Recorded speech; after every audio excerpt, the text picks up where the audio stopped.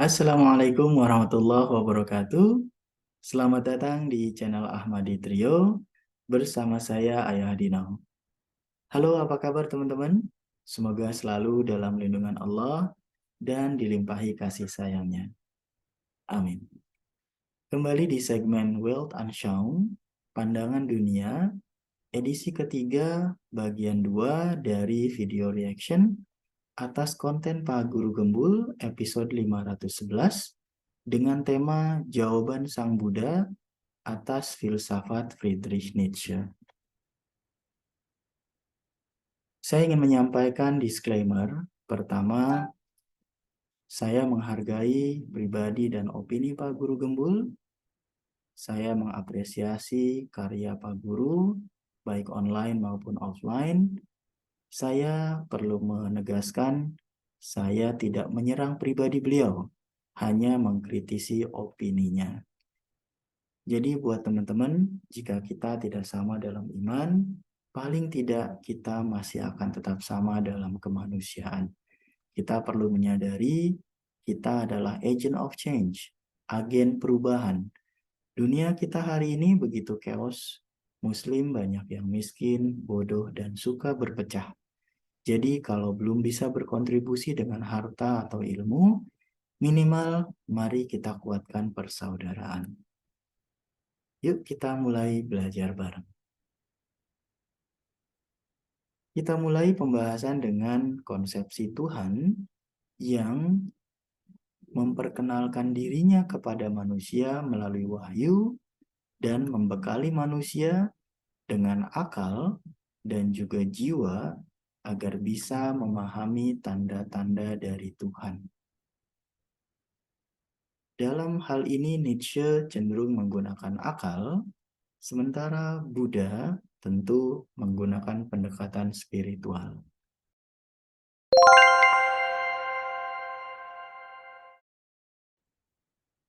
Sebagaimana kita tahu, filsafat objek penelitiannya adalah semua yang ada dengan pendekatan nalar mencoba menggapai kepuasan rasional. Salah satu tokohnya adalah Thales yang konon merupakan filosof pertama dari Yunani yang mengajukan hipotesis bahwa awal dan akhir segala sesuatu adalah air. Air menghidupkan dan mematikan, sebagaimana sungai Nil bisa menumbuhkan, tapi juga bisa mematikan dengan air bahnya.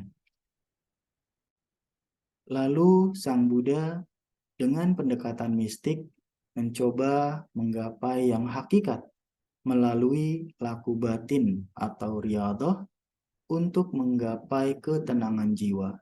Salah satu tokohnya adalah Kongfuce. Di sini ada dua tokoh yang berada di dua sisi, Pythagoras dan Al-Ghazali. Pythagoras, sebagaimana kita tahu, dengan teorema Pythagorasnya merupakan ahli matematika dan filsafat. Tapi Pythagoras juga merupakan guru mistik dan mengajarkan spiritualitas pada murid-muridnya. Begitu pula Al-Ghazali, sewaktu muda Al-Ghazali banyak menggunakan pendekatan filsafat untuk bisa memahami kebenaran. Walau menjelang akhir hidupnya, Al-Ghazali lebih memilih pendekatan spiritual dengan tasawuf. Sekarang mari kita hubungkan apa yang disampaikan Pak Guru dalam videonya. Beliau menyampaikan bahwa Nietzsche menyampaikan hipotesisnya secara membingungkan, berangkat dari ketidakjelasan atau relativitas. Apakah ini benar? Sebetulnya tidak. Dalam filsafat, mempertanyakan segala sesuatu yang normal. Karena objek filsafat adalah semua yang ada. Kita coba gunakan pendekatan logika matematika, di mana A adalah himpunan bilangan 1, 2, dan 3. Sementara B hanya terdiri dari satu bilangan, yaitu 0. Nol di sini atau kosong di sini merupakan sebuah kondisi di mana tidak ada apa-apa. Jadi dengan kata lain, nol adalah keadaan, bukan ketiadaan. Dengan kata lain, objek penelitian filsafat meliputi sesuatu yang dipersepsikan ada, termasuk bidang metafisika. Sekarang mari kita hubungkan dengan konteks kehidupan Nietzsche. Nietzsche lahir pada 1844 di sebuah negara bernama Prusia atau Preußen. Tidak lama setelahnya ayahnya meninggal, kemudian berpindah kota dan diasuh oleh keluarga ibunya.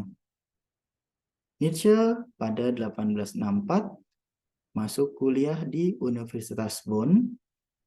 Kemudian Nietzsche juga mengikuti militer, di mana dia sempat cedera karena terjatuh dari kuda. Lalu pada 1869, Nietzsche ditunjuk menjadi profesor di Basel, di Swiss, walaupun pada saat itu Nietzsche belum merampungkan kuliah doktoralnya. Kemudian Nietzsche rajin menuliskan gagasan-gagasannya, termasuk diantaranya yang awal adalah Thus Spoke Zarathustra atau Also Sprach Zarathustra. Diikuti dengan Beyond Good and Evil atau Jenseits Gut und Böse.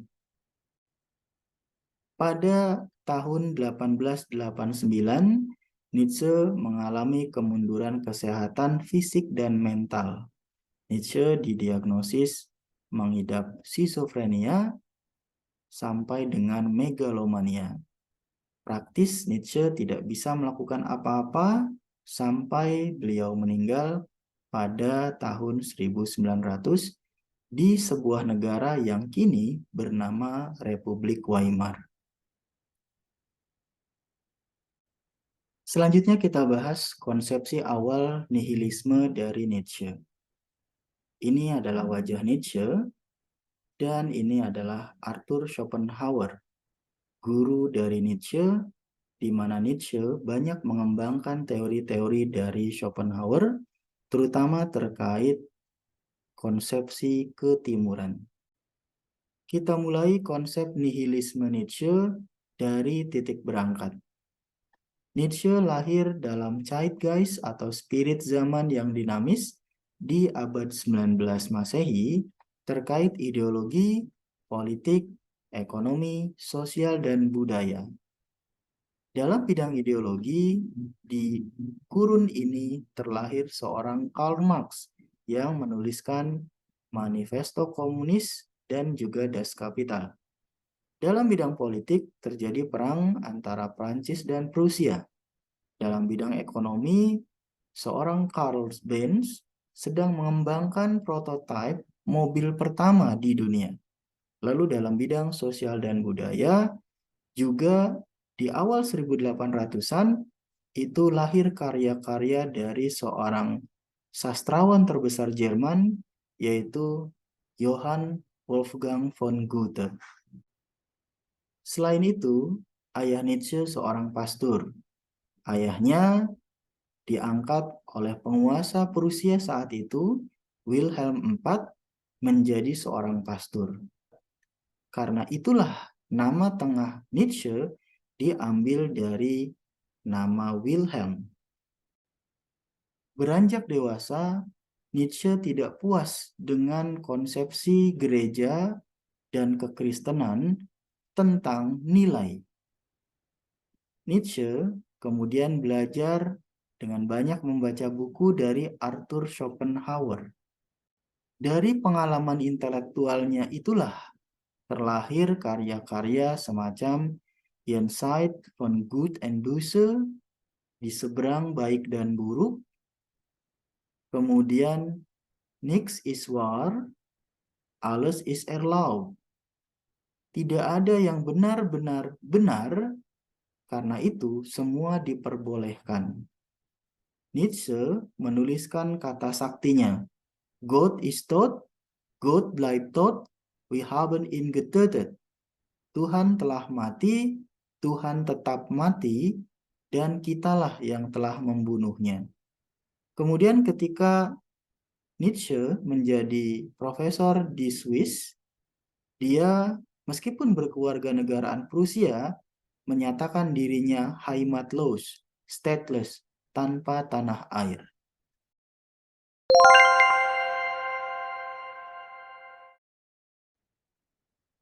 Sekarang kita bahas konteks kehidupan Sang Buddha. Siddhartha lahir di sekitar 500 tahun sebelum Masehi. Pada usia 16 tahun, Siddhartha menikahi seorang putri dan dikaruniai seorang anak. Lalu pada saat berjalan-jalan dengan kereta kudanya, Siddhartha melihat 4 penglihatan. Dari sana, Siddhartha memutuskan untuk meninggalkan kemewahan istana dan memulai kehidupan seorang pertapa dengan banyak berguru ke banyak brahmana. Namun, dari berguru ke banyak brahmana, Siddhartha belum juga mendapatkan jawaban atas yang dicarinya. Sampai satu titik, Siddhartha duduk bersemedi di bawah pohon Bodhi dan 4 minggu kemudian mendapatkan pencerahan. Dari sana Sang Buddha mulai berkhutbah, mulai mengajarkan pencerahan yang diperolehnya. Ajaran Buddha kemudian berkembang ke banyak wilayah lainnya, disebarkan oleh para pengikutnya. Selanjutnya kita bahas pencarian hakikat akan diri dan yang ada. Menurut ajaran Buddha, sofa tidak lagi disebut sofa jika unsur pembentuknya seperti kayu, kain, busa, paku itu dipisahkan. Atau kalau konteksnya diri, kalau kita ditanya, siapa Anda? Kalau Anda menjawab, saya manusia. Sebetulnya yang Anda jawab itu adalah hanya bentuk. Kalau ada Deka menyampaikan cogito ergo sum, karena saya berpikir, karena itu saya ada, sebetulnya Deka hanya menyampaikan persepsi atau logika atas eksistensinya. Begitu pula jika ada yang menyampaikan, saya adalah apa yang saya inginkan. Itu sebetulnya hanya hasrat. Selanjutnya kita bahas konsepsi awal nihilisme yang disampaikan Sang Buddha. Kita mulai dari titik berangkat. Siddhartha lahir di Lumbini, sebuah daerah di negara Nepal saat ini, anak raja dari klan Shakya. Sebelum lahir, ibunya bermimpi ada seekor gajah putih bergading 6 masuk ke sisi kanan tubuhnya. Lalu sang raja mengundang para brahmana untuk mentakwilkan mimpi tersebut. Para brahmana menyampaikan bahwa sang anak pada saat dewasa akan menjadi penguasa dunia atau penguasa spiritual. Sang ayah ingin anaknya menjadi penguasa dunia dan tidak ingin anaknya menjadi seorang pertapa. Karena itu, sang ayah memberikan pendidikan yang baik untuk anaknya. Saat usia 16 tahun, Siddhartha menikah dan memiliki seorang anak. Namun pada saat berjalan-jalan dengan kereta kudanya, Siddhartha mendapat 4 penglihatan, yaitu jasad orang yang meninggal, ada orang tua, ada orang yang sakit, dan juga pertapa. Dari sana, Siddhartha meninggalkan kehidupan istana dan mulai mengembara, tidur di hutan, berguru pada banyak brahmana, hidup secara asketik selama 6 tahun. Pada satu waktu, Siddhartha duduk di bawah pohon Bodhi dan 4 minggu kemudian mendapatkan pencerahan. Dari ekstase kosmiknya, Sang Buddha menyimpulkan ada 5 kanda atau 5 agregat yang menentukan konsepsi diri. Yang pertama form atau rupa, yang kedua rasa, yang ketiga persepsi, yang keempat hasrat, dan yang kelima kesadaran. Jadi menurut Buddha, seseorang disebut ada kalau memiliki bentuk, rasa, persepsi, hasrat, dan kesadaran penuh. Sekarang kita coba petakan persamaan dan perbedaan dari konsep nihilisme yang disampaikan Nietzsche dan juga Sang Buddha. Jika nihilisme dimaknai sebagai penolakan atas semua prinsip moral, maka keduanya bersifat nihilistik. Nietzsche menyerang nilai atau value yang ada dalam kekristenan terkait benar dan salah, baik dan buruk, dan etis dan tidak etis, menganggapnya sebagai dekadens. Sementara Sang Buddha tidak hanya menegasikan hal-hal yang bersifat non-fisik, tapi juga menegasikan hal-hal yang fisik, dengan memetakan bahwa ada 5 kanda, ada 5 unsur yang membentuk eksistensi diri. Lalu apa yang membedakan konsepsi nihilisme dari Nietzsche dan Buddha? Yang berbeda adalah dari cara merespon situasi nihilistik tadi. Jika Sang Buddha dengan pendekatan spiritualnya cenderung pasif menerima keadaan, atau dalam bahasa yang lain disebut eternalisme. Sementara Nietzsche di pihak lain berupaya menentang nilai moral absolut tadi atau status quo tadi dan berupaya merubahnya secara aktif. Kita lanjutkan perbedaan konsep eksistensialisme dari sisi Nietzsche maupun Sang Buddha. Secara definisi, eksistensialisme adalah keyakinan filosofis bahwa setiap orang bertanggung jawab secara subjektif untuk menciptakan tujuan dan makna hidupnya. Buddha menyampaikan ada 4 jalan kebenaran sejati.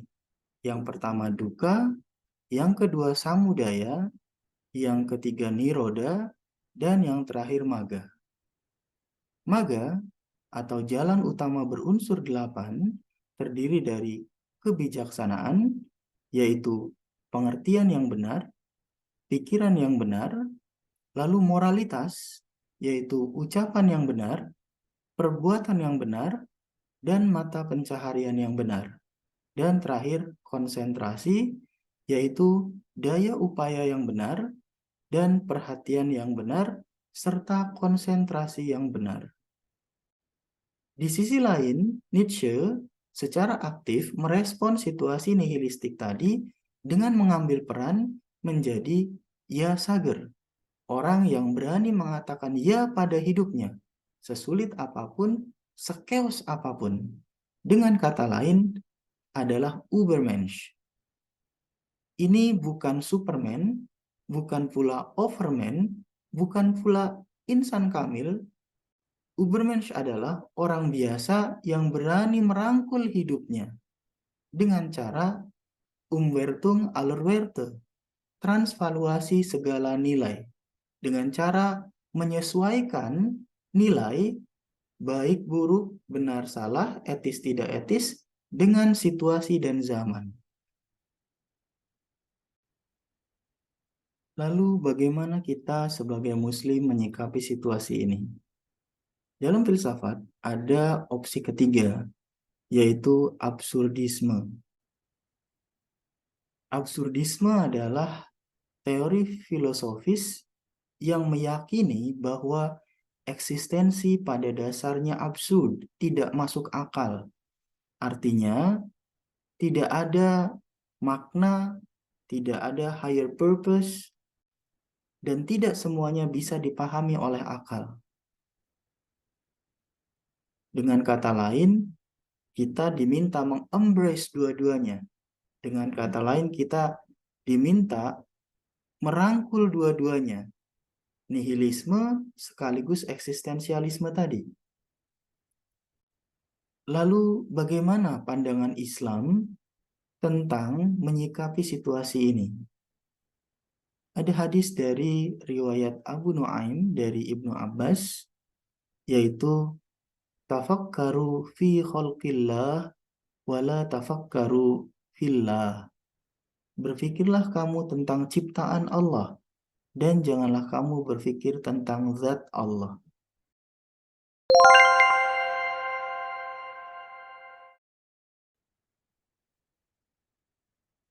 Terakhir buat sahabat-sahabat muslim, penting sekali kita beragama dengan mendasarkan pada wahyu yang otoritatif.